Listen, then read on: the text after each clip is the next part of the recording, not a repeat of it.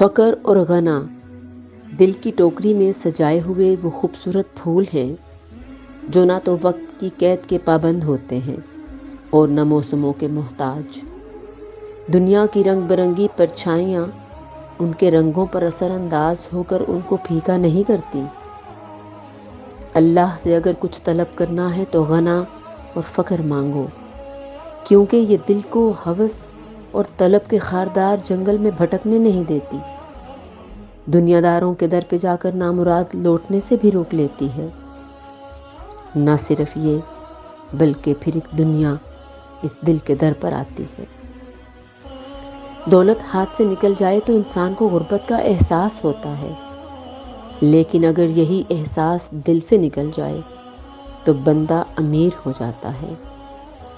اے اللہ ہر نقصان سے بری کر دے اور مجھے اپنے در کا غنی کر دے، آمین۔